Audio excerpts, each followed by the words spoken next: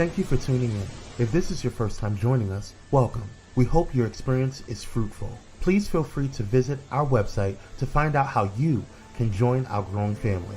While we are loading your experience, please do us a quick favor and hit that like button from whichever platform you're watching or listening on. Also, share so others may enjoy as well. And we hope you would consider hitting that subscribe or follow button so you can check out more of our amazing content. All right, let's start the show.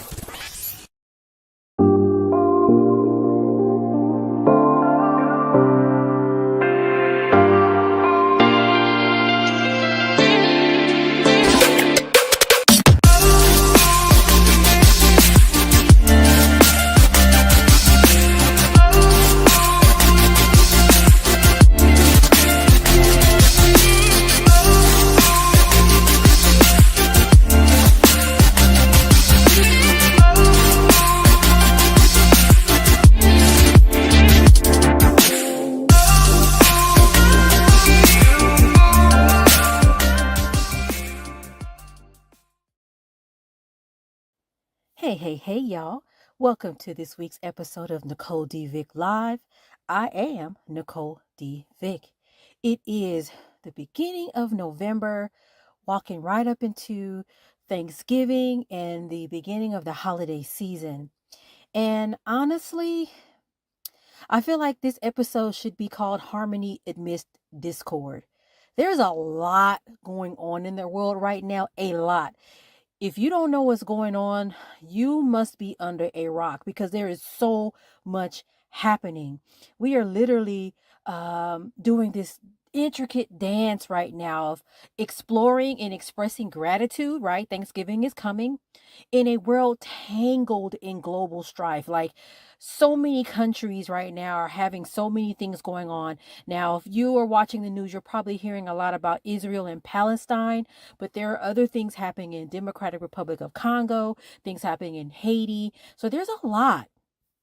And for me right now, I'm just really struggling and thinking like, how do I journey through sort of this really difficult terrain of walking into a season of thankfulness when there is such a huge backdrop of global conflict. Literally, everything is happening right now in a way that just really is, to me, doesn't make any sense. Like, why is this happening? I can't ignore the elephant in the room, right? I think the most present elephant in the room is what's been going on since the beginning of October. Violence, turmoil, and death in Palestine and Israel. And again, as I just mentioned, stuff is happening in Democratic Republic of Congo and also Haiti.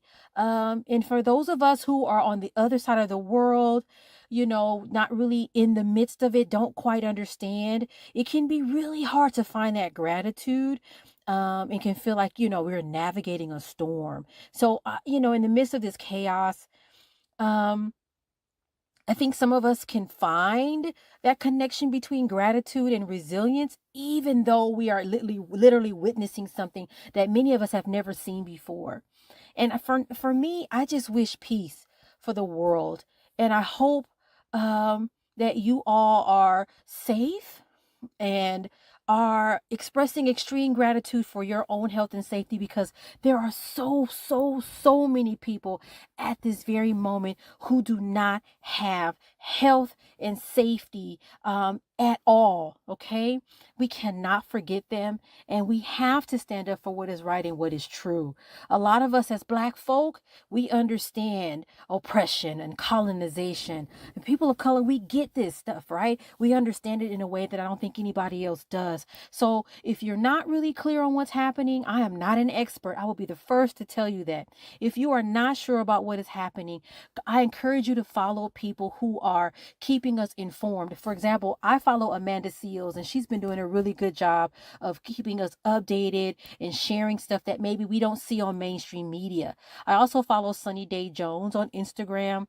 And I would also challenge you to pay attention to the media closer to where things are happening, because unfortunately, the stories or the media that gets shared with us in the United States isn't necessarily unbiased, right? We don't often get the full context. So I just want to say that And just do your research, keep your mind open, pay attention to what's really happening, and find those voices that are really sharing the truth. It's a tough time right now. People are getting sort of canceled for speaking out. It's a little, in the social media world, it's a little wild. So again, I just challenge you to find that compassion in your heart and to understand what's happening. And also, as you express your thankfulness and for your health and your safety and your family and your loved ones, just remember that there are people on this planet in this moment that are traumatized, that will never see their families again. Okay? Full stop on that. And if you are human and you have a heart, killing of children and anything like that, unacceptable. So, hey, just pay attention. I think it is your responsibility to stay up to date on what's happening on the news. Again, make sure you're seeking out sources that are not just kind of giving you one side of the story. Always think to yourself, wait a minute, where's the rest of this story? Where's the rest of it? There's something is missing here, okay? So just please, I challenge you to definitely pay attention. And again, bottom line, be thankful for what you have, because there are some people in this world that don't have that right now and would wish to have safety, health for themselves and their families, okay? Switching gears a little bit, but not quite, because this is more sort of turmoil, but it crossed across my LinkedIn, and I said, let me dig into this, because this is another topic that is very close to home for me. A lot of people that I know actually work in this line of work and have been doing a lot of work on this. So let me read you this. This comes from Bay City News. More than 2.5 years after a law took effect requiring maternity care staff to complete racism in medicine training, only 17% of hospitals were in compliance, according to an investigation published by the California State Department of Justice on Friday. So this was last Friday or Friday. I don't know. I'm getting my dates mixed up, but it was reported recently. You can Google it and find more detail, but I'm going to keep reading this. The training matters, the Attorney General says during a press conference, because of the state's persistently high death rates among Black mothers. This is in California. And the article goes on to say just what I was about to say. I'm like, hold on, because California is often looked at as a national model for improving maternal outcomes. Hold on now, right? Black women are still far more likely than others to die during pregnancy. They account for only 5% of pregnancies in the state, but make up 21% of pregnancy-related deaths, according to the California Department of Public Health. That is what is called a health disparity, or more appropriately, a health inequity. Inequity is rooted in racism, and this article clearly lists that as an issue. There's some injustice there, or injustice. I said injustice, child. Injustice. All right, let me keep reading. The mortality rate for Black infants is also 3 times higher than for white infants and nearly 1.5 times higher than for Pacific Islander babies, the second highest mortality rate. This is also from state data. Investigations into the cause of all pregnancy-related deaths by the California Department of Public Health determined that more than half are preventable. More than half are preventable. That means that there is something that can be done to fix it. That's what preventable means. Quote, we need to listen to this data. It is screaming at us to do something. Yes, it is. Listen to these women and make substantial transformative change before another patient is hurt or worse. I'm going to say that again. Listen to these women and make substantial transformative change before another patient is hurt or worse. No hospitals were in compliance when the department began its investigation in 2021. No hospitals were in compliance when the department began its investigation in 2021. And not a single employee had completed training. Lawmakers passed the California Dignity in Pregnancy and Childbirth Act 4 years ago in an effort to reverse the vast disparities or inequities in maternal deaths among Black women, who are 3 times more likely than any other race to die during or immediately after pregnancy. The law requires hospitals and other facilities to train perinatal care providers on unconscious bias in medicine and racial disparities in maternal deaths. It took effect in January 2020. Now, remember, COVID was also happening around the same time, okay?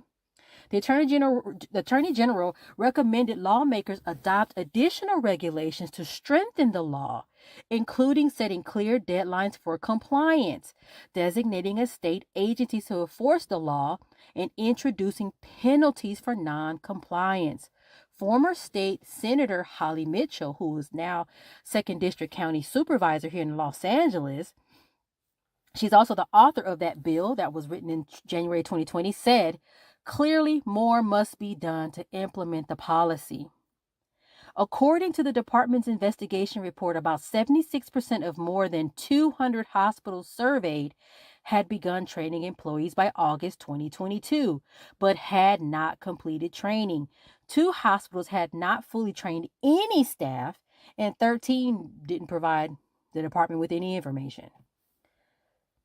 Nearly a third of facilities to which the Department of Justice reached out began training only after they were contacted by the Department of Justice. Like, hello? Suggesting that their outreach caused compliance in many cases. It is well documented that racism in healthcare settings contributes to poor outcomes. It is well documented that racism in healthcare settings contributes to poor outcomes. Black women in California consistently report poor experiences with medical professionals during pregnancy, including mistreatment because of their race, age, socioeconomic class, sexuality, and assumed or actual marital status, according to a recent research review and report by the California Department of Public Health. They also struggle to convince providers that they are in pain and report mistreatment when advocating for their health during pregnancy. A national survey from 2016 revealed half of white medical students and residents believed false and debunked myths about the biological differences between white and Black patients. Those who endorsed the beliefs were more likely to dismiss patients' pain and make inaccurate treatment decisions. Quote, "What is so deeply offensive about this is it is within our power to change," Mitchell said. And I 100% agree. We have to do better. And the crazy part about this, again, I know so many people that are working on this stuff. This is like their life's work. They're so committed to trying to make change. But it requires change on all levels. So they created this law saying you have to train your staff. And then the staff, they're not trained. Who's going to make sure this law gets sort of fulfilled, I guess, or the compliance is there? Because it's really not safe. I feel like almost like you are better off, and I don't even know if I should even say this, but you're better off like having your baby at home. Like, oh, I'm just gonna figure this out myself. I don't understand, and that shouldn't be the case. But thankfully, I'll say this: midwifery, doulas, that whole sort of that whole realm of sort of healthcare and advocacy work to really support Black women, Black parents as they navigate having their children, really, really important, has been really, really effective. So I'm just very troubled by this article. But the other thing it highlights is the importance of policy to push systems change and to improve health outcomes. It's not the only way to do that, but it's a very powerful way to do that. And this whole idea of compliance in this respect is very important. Should there be penalties? Should people get in trouble for not training the staff? I don't know, but I feel like this is an important step, but definitely more to be done because people's lives are at stake here. This is not just a little game like, oh, sorry, haha. No, There have been women here in Los Angeles County, Black women that have died while they were giving birth. We all know the stories about Serena Williams and her first child and Beyonce. There's all every it's a lot. And I think there's just so much more that needs to be done. But I want to always bring these kinds of stories to you all because I need you to understand how important this is. This is not, oh, well, this is huge. This is major. There are people that are pregnant, Black people that go into the hospital fully expecting to come home with their babies and they don't come home. It's unacceptable in 2023, almost 2024. It's unacceptable. So I'm hoping they figure out what to do with this particular policy to get folks in compliance, because training is actually bare minimum baseline when we're trying to, do things differently and shift the culture of organizations and healthcare systems. But it's still very, very important to get everybody on the same page. Like, look, this is what's important here. And this is the expectation moving forward. So I hope to see more sort of work around compliance, and hopefully we'll see some changes. But this is heavy and this is huge. I don't even know what else to say. And I've had episodes of Nicole D. Vick Live with some folks that are doing this work. So if you want to go back into the archives, it's there where I've had folks talking about this very, very important topic. So this is definitely not new. And this has been going on for far too long. Far, far, far too long. And more needs to be done. All right. We're going to go into commercial. When we come back, we're going to talk about some stuff I've been observing and what's going on with me in social media. Alrighty, see you on the other side.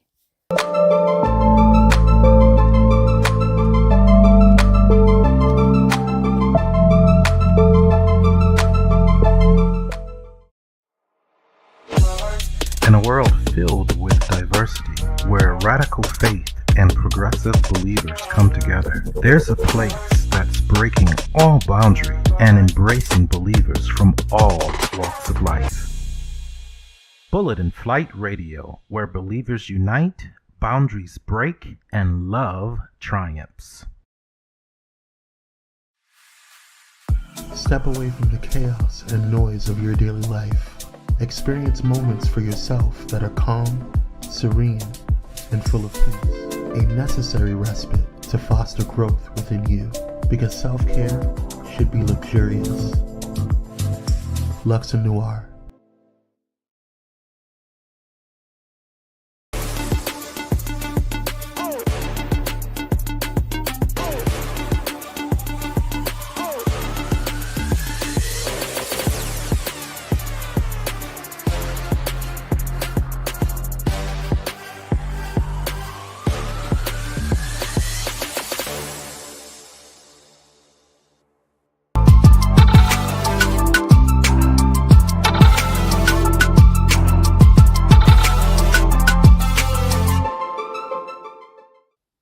And we're back.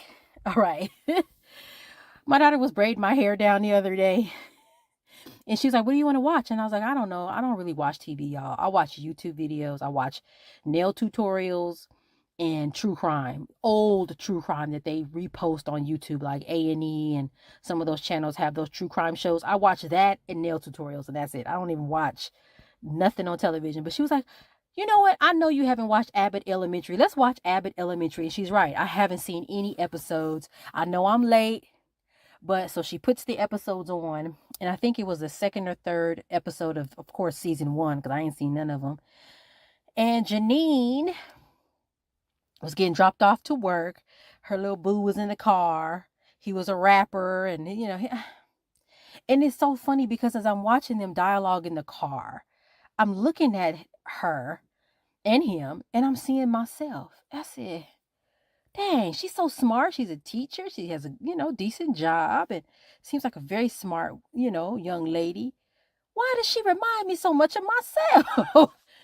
And I said, daggone it, because that daggone Tariq, she too good for Tariq, but that's her boo, right?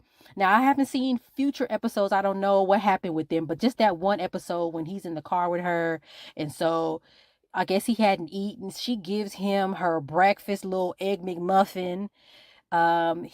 She gets out the car, he scoots over and takes the car and drives off. She wanted to come see the show, the hip hop show. Oh, no, you can't because it's real small, and only 15 people and you would be one extra. No, you can't be there. And then the text later on, hey, you're going to need to put some gas in the car. Why you can't put gas in the car, Tariq? Why you can't? The funny thing I will say about that whole thing is, I said I might have dated some, cray dudes. You ain't finna take my car nowhere. So I'm just saying that for myself. That's the line for me. You not taking Felicia's my car, nowhere. Even when I had Charmaine, which is my Nissan Maxima I had for like 16 years. You know.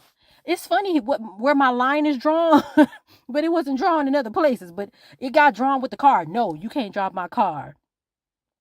So that was where me and her were different. And I don't know if I would give you my breakfast sandwich either. But it was just so funny to see her like, girl, you selling yourself short, girl. You deserve better. Sis, this man probably ain't got no real job. He had a hip hop. So like I said, I know I'm late, but it was just funny again, first time seeing it, and I'm watching her and I'm like, dang. That remind me of not the recent ex, but the ex before that. Like, dude ain't really got nothing going on for himself, and that's not good. And it's funny how she sort of took that frustration with him out at her job. How often do we do that? Take what's happening at home, and we might not even realize it. Take it with us to work. It's so crazy. I just had to share that because I was like, oh, yeah. Janine, you got to let Tariq go. Now, y'all tell me, because maybe you can give me the fast forward version. What happens next? Does she end up with the guy, the substitute teacher? Because I feel like he like her. I see it. I see the vision. But anyway, I just saw that, and I don't know. It's funny to see yourself on TV when it's, like, that was wild. All right, y'all. Anyway, I might do a TikTok about that because that just really stuck with me. Over on social media, I've been seeing stuff on LinkedIn that, I've been wanting to share. And I'm like, golly, this is wild stuff. So, for example, on LinkedIn, I came across this post where it was a graph or chart, bar graph type thing. And it said expected wealth benefit for 4-year college graduates as compared with high school graduates. And so what it did was it had birth decade of graduate from the 1940s to the 1980s. And then it said percent advantage. And so they had Black in the green and then white, non-Hispanic, and Black. Listen, I looked at this. So if you were born in the 1940s and were Black, your college degree actually benefited you. It actually made sense to go to college. And the 1940s, it was a beneficial for you to go to college. 1950s, it wasn't. There was a drop. 1960s, there was some benefit, but it was still declining. 1970s, 1980s, no. And so as I saw this on LinkedIn, I said to myself, why are we telling... That's not the right question, because I was going to say, why are we telling Black people to go to get educated? That's not the right question. The right question is, we tell people, Black kids, go to school because it will guarantee you a better future. You will have a good paying job. You'll be able to pay for your housing and, da da da da da. But the I can't even talk. The data doesn't bear that out. It literally doesn't. It doesn't bear that out. And so it's like, well, why are we telling kids to go to college, to get into debt, to go to college, when literally the result is not what we expect it to be? It's so weird to me. Why aren't we doing a better job of making sure that when folks go to school and spend the money to go to school, that there is something for them when they get out? This thing is literally saying, so I was born in the 70s. I'm looking at this graph. And if for Black people, there was literally zero benefit of going to college. Why?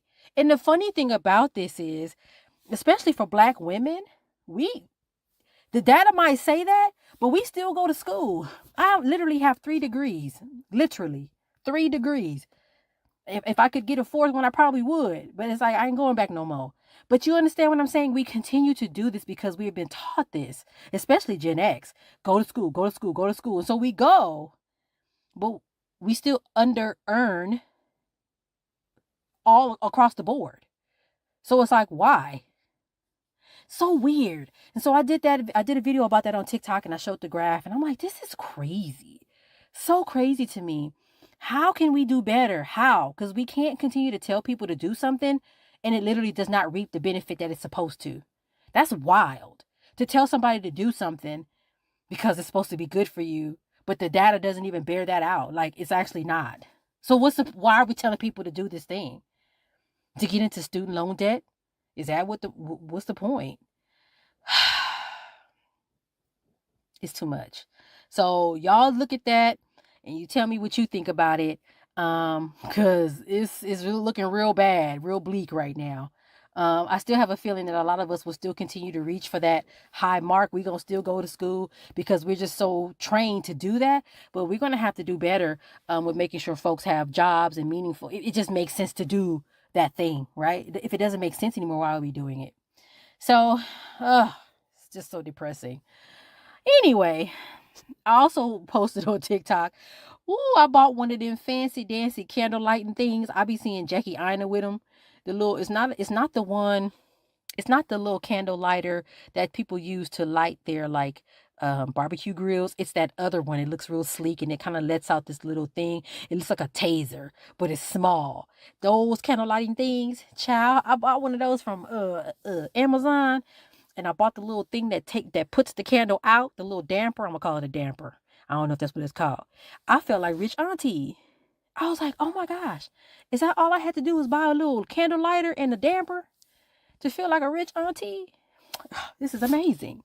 It's so funny how those little tools and things kind of elevate your experience in life. I mean, I could use a match. Yes, I could, but this thing is just so much, and it's rechargeable. You just kind of plug it in and it recharges itself. I'm like, this is so cute. Oh my gosh.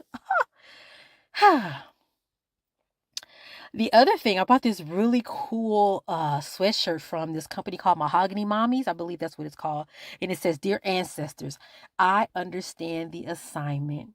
And the first thing I thought about was Felicia, the author of the book, the journal, regarding your ancestors, how you can sort of manifest with your ancestors. I thought of her when I put this shirt on because it's true. Like, if you are in tune with the folks that literally created the foundation that you stand on, you understand.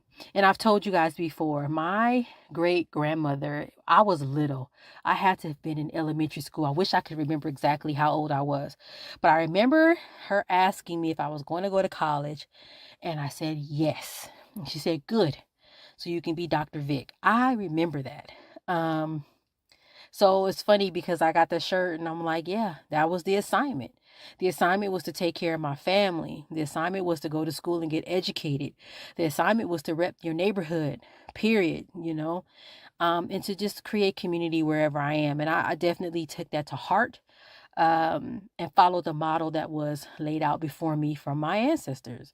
They were all business people, community driven people. And so I got it. I understand what I'm supposed to do here. And I hope for you that you understand your assignment. Reflect back on what your ancestors did for you. Maybe not directly. Maybe they weren't here before you got here. But just if you can, go through some old photo albums, check it out and see, and talk to your elders. They have stories. They remember. See what's going on in your family and what folks did. And maybe that assignment will become clear to you. I think that's a beautiful thing. The other thing that I shared on TikTok, I was driving to my usual coffee spot to sit with my classmate. We have to start writing again, doing some more work on our school stuff. And I find myself when I'm driving and I was like, I know this can't just be me. I have these imaginary competitions with other cars on the road. Like, I might notice a car and I'm like, you think you driving fast. You ain't going nowhere. Driving fast and get stuck at the same light. I'm like, that's what you get. Or, I can tell they're trying to swoop. And I'm like, I can swoop too. So I'm swooping. And I said, am I the only one that feel like I'm in a competition with one or two drivers along the way? Is that just me? Thankfully, TikTok said, nope, not just you. It's me too. So I feel better about that because I was concerned that I was the only one. Now, listen, that doesn't mean I that little car to my left and I'm like, I see you was trying to make that light. You got stuck. I didn't, and I'm gone. It's just that kind of thing. I'm not driving fast and hitting the brake hard and cutting in front of people. Sometimes I do cut in front of people though. Sometimes it's necessary because some people in LA don't know how to drive well and they drive too slow. And so I just, bye. Mm-mm. Or sometimes people, think they speed racer. And I'm like, I just need to get away from you. So I'm about to just do some moves and get up out of your way because you about to cause an accident and I don't have time. I have full coverage insurance. I don't know what you got. Okay. Or when you see somebody car tow up, that's why your car tow up now because you don't know how to drive. What you cutting in front of people for? Now, there was one time somebody was trying to be speed racer. And sometimes I feel like Felicia is a speed racer, and my partner at the time was like, Nicole, let it go. Because I was getting irritated and I was about to hit the gas. He was like, luckily I listened and I backed off because I was finna try to race. Sometimes it do happen that way, but most of the time it's not, okay? So please, I'm not crazy, okay? I know I'm not the only one that does that when they drive. I know I'm not. But check that video out and look and see what the comments are. Anyway, as always, you can follow me on social media. I'm on TikTok, Instagram, Facebook, LinkedIn, all Nicole D. Vick. Woo woo. I have a beautiful website, www.NicoleDVick.com. You can see I have a Spotify playlist of all my podcast appearances. You can see awesome the videos I've done over the years, like my TEDx talk and all those sorts of things. You can reach out to me if you need me to come be a MC or give a keynote or whatever. So yeah, check me out. I have 2 books, so you can purchase my books off my website, Pushing Through, Finding the Light in Every Lesson, and Push Through 52 Weeks of Light in Tough Times. All right, y'all. I'll see you next week. Y'all be safe. Okay? Take care of yourselves. All right, y'all. Bye.